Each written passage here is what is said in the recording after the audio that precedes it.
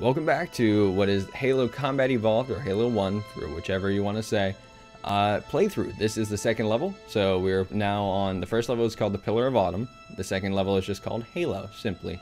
So what we did, just found out, everyone died during the crash except for us.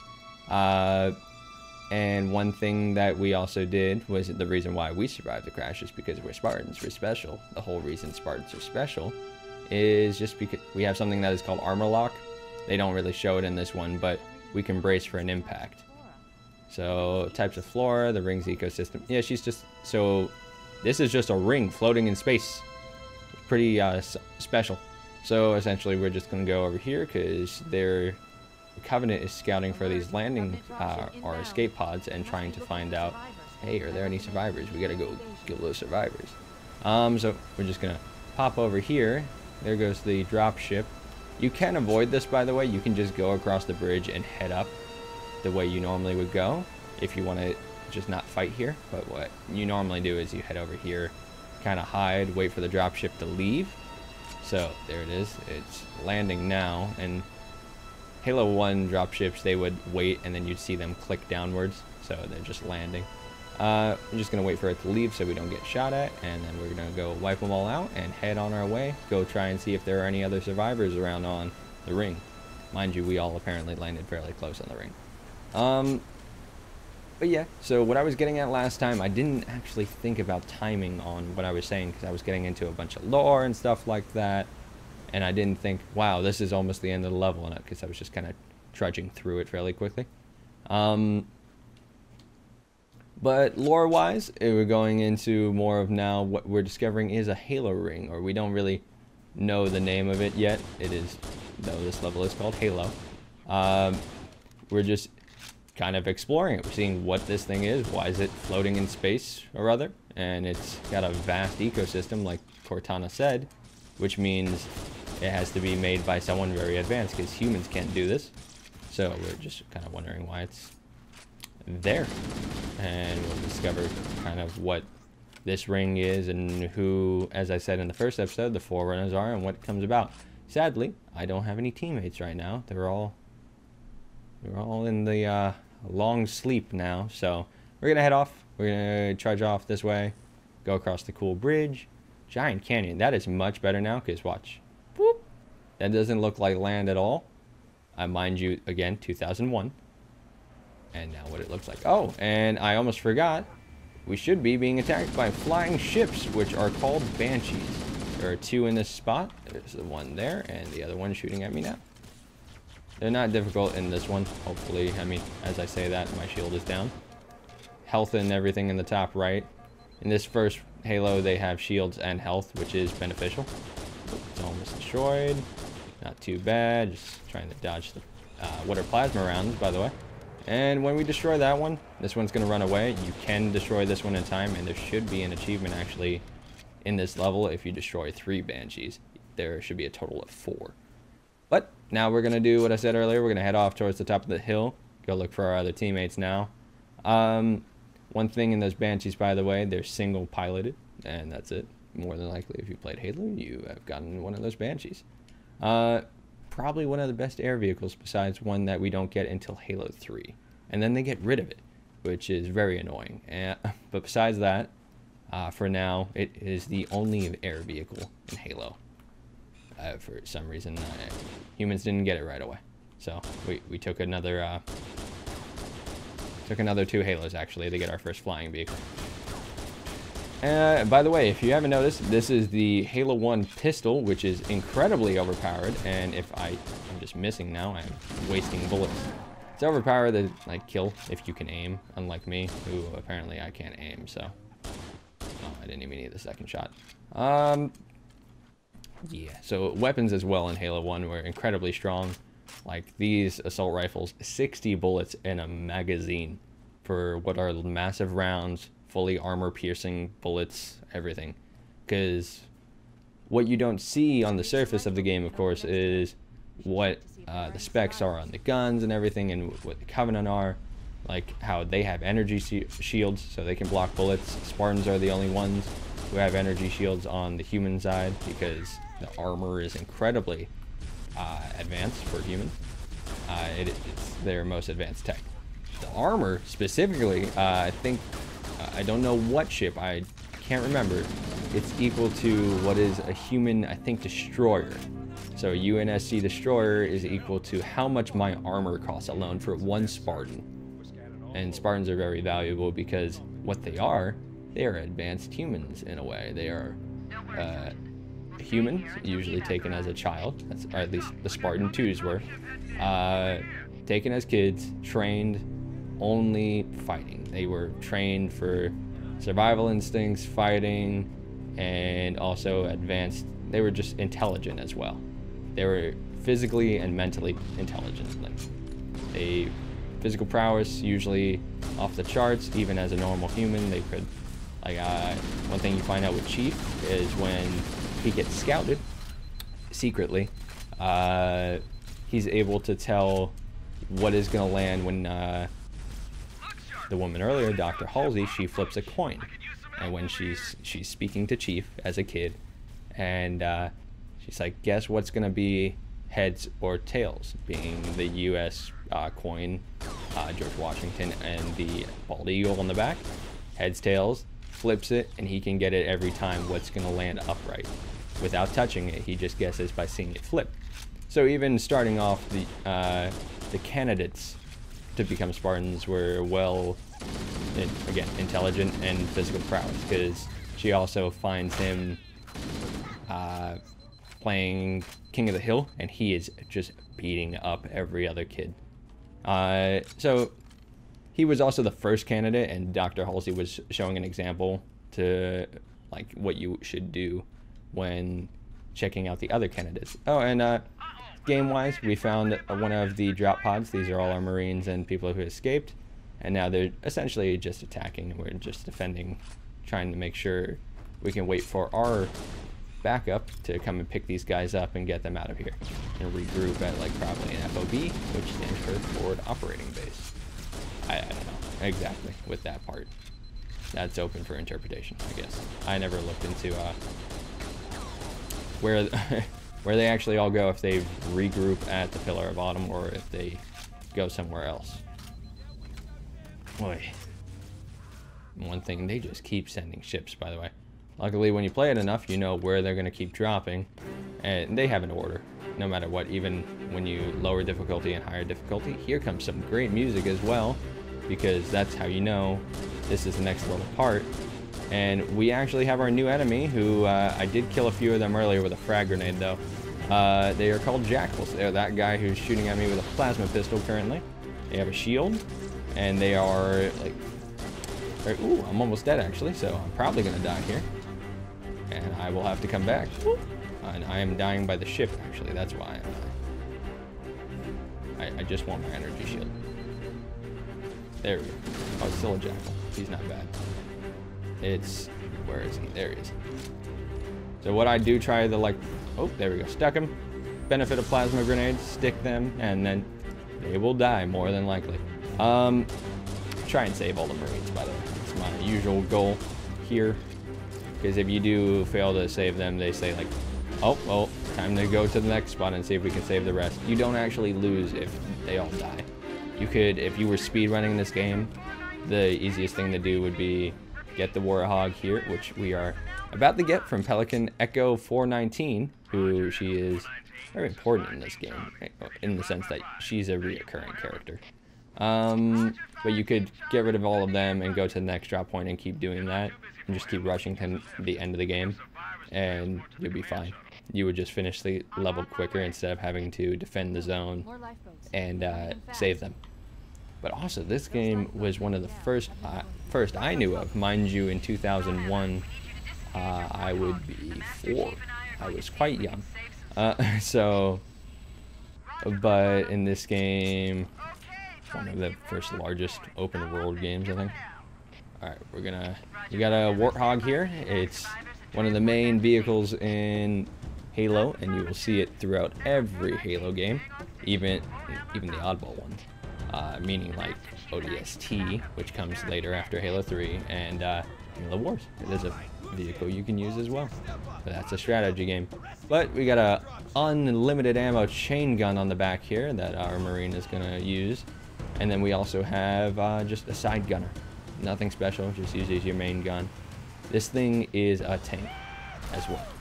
Just in the sense that it takes bullets. In Halo 1, human vehicles cannot be blown up. Only Covenant vehicles really can be blown up. And by the way, this is not the way you normally go. The reason why I'm going over here is because there should be what I'm going to say. I'm going to come over here, just park the car so it doesn't slide off, because it just slides as you go. And I am stuck in the tree, but if you come over here, there is a skull. The boom skull. So you should already have 3 skulls and 1 terminal as of now. You got to be careful. Fall damage is bad in this game. Like if I fell from that little cliff down, what looks to be little, mind you, I would die right away or lose most of my health. Probably die though. You can't really take much fall damage in this game. I mean, you take a lot of fall damage. You can't take any like fall, pretty much. But now what we're doing, we're just heading off again. Gonna go look for the next drop or escape pod. See, find another landing. And this is a giant, just unnatural cave formation. Thank you, Cortana, by the way, for a ring floating in space. That's where we got it from. But yeah, so human vehicles as well, just were really strong in this game. There are, I think, only 2. We have the Warthog, and we have what we find later as a tank. By the way, here is your second terminal. It's sitting there at the end.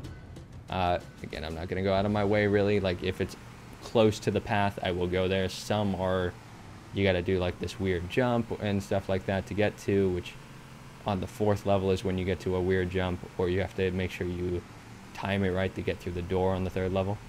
But now what we're doing here is there should be a bridge over there that is not lit, so we can't go across it. It's not, you know, extended. That's probably going to blow us up. Cool. Okay, so again, this is heroic, which means they will toss nades at you a bit more. On easy, you probably could have just ran over them really quickly, and they wouldn't have tossed a nade.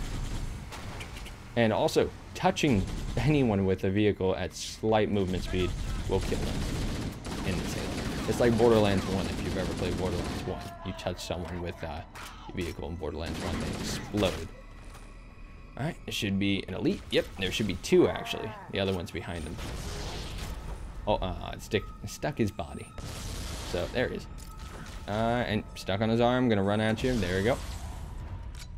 And now what we're doing, you're just gonna head over here, go grab and light the bridge. And when I say light the bridge, quite so. So, there's the gap. We wouldn't have been able to make that with a Warthog.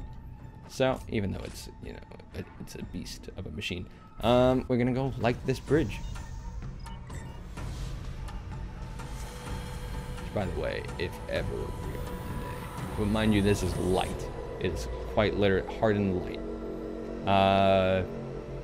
For us to pass over, that would be awesome. Could you just make bridges anywhere you wanted and do anything you wanted? It's hardened light, which we won't see again really the other aspects of what you can do with what is hardened light until Halo 4, which comes way later, and will take another, it will drain me to get to that point already thinking about it, because not draining in the sense like, oh, I'm not going to enjoy it, but draining in the sense of I have like 5 other games to go through before we even get there, because Halo 4 doesn't come out in the timeline.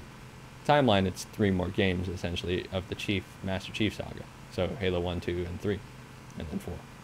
However, game-wise, there were 2 more mixed into there. Off the top of my head, it would be ODST and Halo Reach. And then 4 came out, besides like a Halo Wars, which is not a FPS. It's a strategy. If we can find Captain Keyes and the other survivors, we have a chance to coordinate an Yeah, so resistance. what Cortana's going over really quickly is that Captain Keyes made it off the ship. All other people made it off the ship. We got to regroup and have a defense plan, because the Covenant is hunting us down, and we just got to be able to survive. Woohoo, when you actually make jumps, they will do that. They hardly ever do it in other Halos. It was more notable in this one, because they always usually woohoo if you didn't do it before on that jump beforehand. Alright, we're just going to head up here, and we should find another life pod right over there. It's on smoke, though, just like all the others. Vote detected, and no signs of survivors. No one's in here, not even a dead body, but what we did just find is the sniper rifle, which in this one, ooh, I don't know how to turn it on. There we go. So that's night vision. We don't really use that until the next level, which is called Truth and Reconciliation. But for now, what we're going to use it for is just to snipe things, because luckily they time things getting the sniper rifle, because when you come up here, there's a valley. This is where the next group of Marines should be. But what you can do with this one, and see, he spotted me, and there we go. It's so fun to snipe with this thing, especially because they redid the audio for it, and they redid the audio for most of the guns because it's the anniversary graphics and everything. And I will waste sniper rounds on the ground just to kill it, because I don't want to fight it later. Now, you don't really super need the sniper in this one. It is the most helpful gun on this level, mind you. And also, you got to be careful because new graphics versus old. See how that tree is offset partially? If I shot there at what looks to be a clean spot, it would block the bullet. Even trees block bullets. There you go. You can see how different they look. Hopefully that doesn't mess up on the recording, because I do want to flip through graphics, and mainly you can't do that in Halo 1, so whatever graphics I'm in for, meaning for like cinematics, whatever graphic I'm in for cinematic is I am stuck in for that whole cinematic. But in Halo 2, you can flip between graphics, so you see new and old, and you can just switch and see the difference and see how they adjusted timing for audio and graphics, because they to get more graphic cinematics in to match the audio timing, they would push it back or speed it up partially in the sense that when the line was said. So instead of line gaps being 10 seconds, maybe 5 seconds. And we find blood on here. That tells us, hey, there's humans, because these guys don't bleed red blood. And look, there's humans. Okay, he's getting lit up. And one thing you got to be careful of is with Jackals, they're... okay, the grenade just... thought I got underneath his leg, but... okay, can you... I'm gonna die by the one. Gotta be careful that your sniper bullets don't bounce off.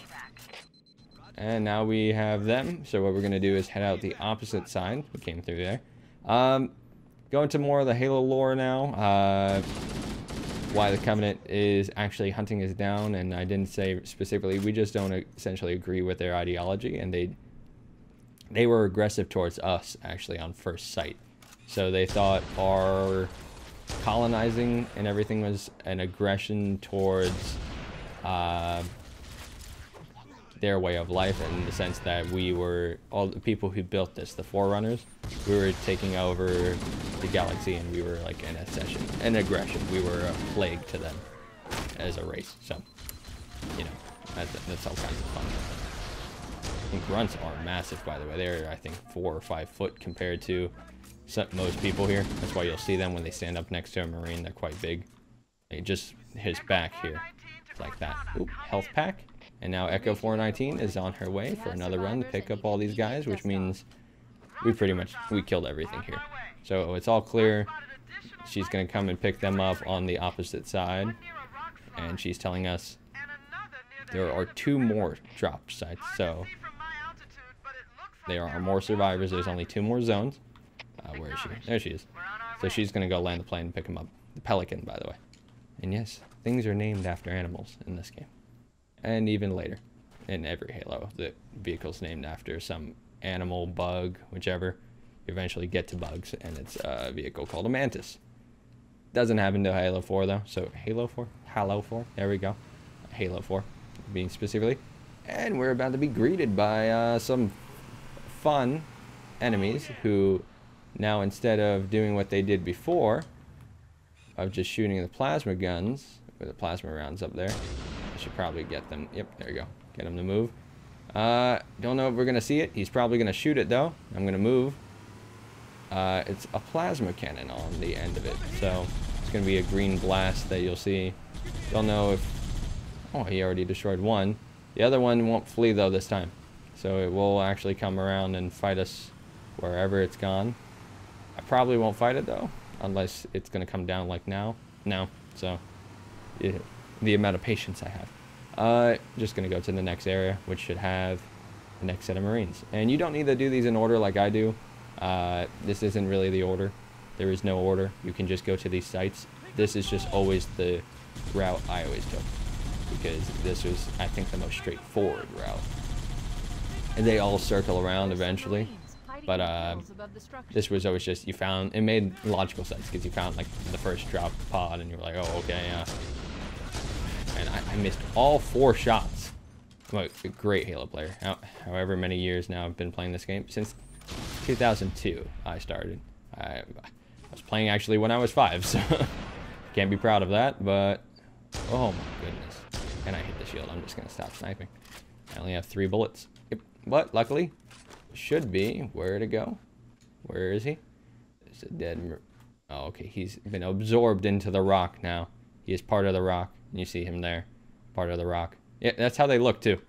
From old graphics, they had this little green piece here, which was essentially their readout. But now they have that, which looks like a Dragon Ball Z kind of scouter thing.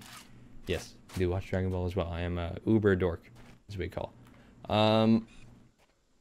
But yeah, so now just trying to save them. Halo, I'm gonna randomly, it should be like popped up. Halo lore fun time. Not really fun time, but for me it's a fun time. So one thing, these elites here, they are essentially, they are what is called the right wing of the Covenant.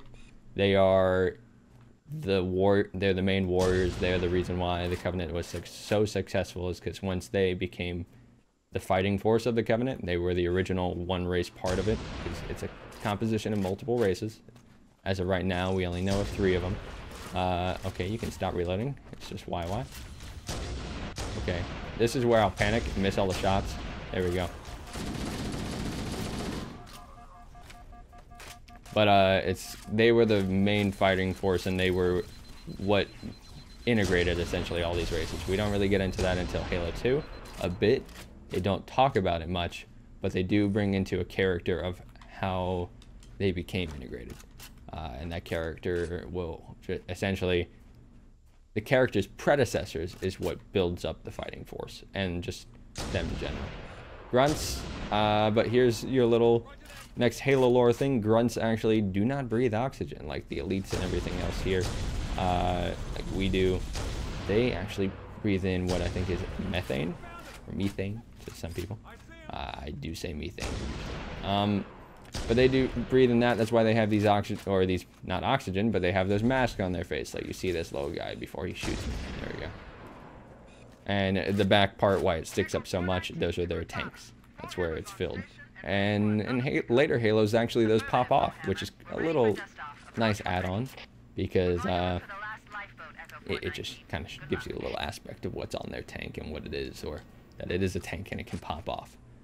So, because it can also later kill them, like if you pop off the tank, and over time, they'll die. But this is the third site, yeah, cleared. It was easier because you're at the top of the hill, and you just kind of snipe them as they come up. And now we're going to go to the last area. It's, again, this is a fairly straightforward way I like doing it. And there should be one more somewhere. Where'd he go? Not normally just one Jackal, there's usually 2. But there's your Halo lore again, yet again. Or I'm not gonna say it's lore. Lore is something that's like background story, and like some history. This one's more just like aspects, I want to say. I don't know if you can consider that lore. Just the series. Alright, see, let's hurry and find the final lifeboat. We're gonna go up here. This one's actually fun and a little more difficult because of the terrain. I do enjoy what they did on Halo 1. It was a partial open world. Like, there was a set path, like you could see. Like, there were ways you could go, and it made logical sense to go that way. But in this case, what you'll see is just more dead Marines, but there are more. They're hidden up in the rocks over here. You'll see him right there. He's got a sniper rifle. But it gave you options to go around, and also in this level they give you different terrain. So I can't bring the Warthog, or you can actually. You can bring it around the back, and it will help out.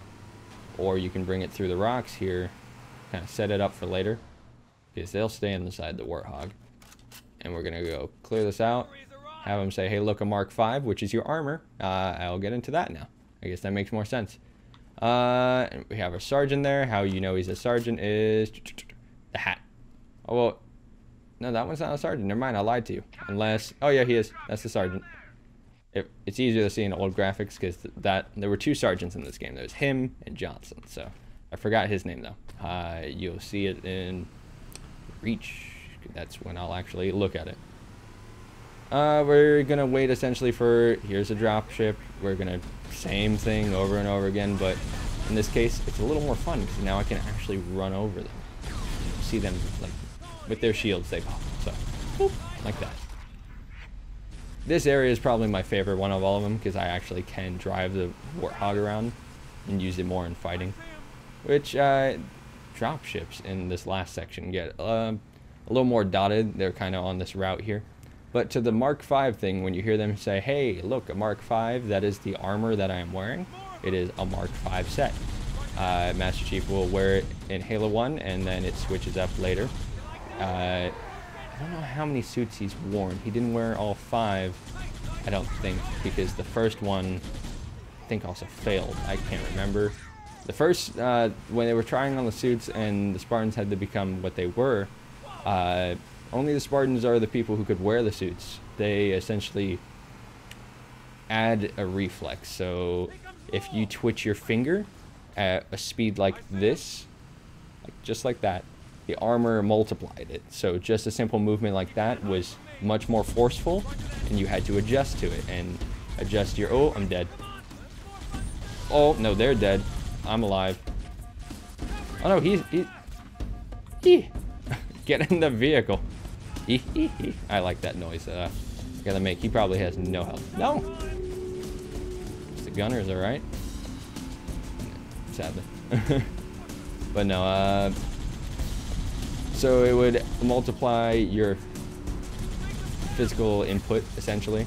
The issue that came up with that was they tried to give normal people the armor, but they would kill themselves by their own induced spasms. So they would, that sounds rough, but when they flicked their finger, it was so forceful, like say it would break their finger, it would break the bones.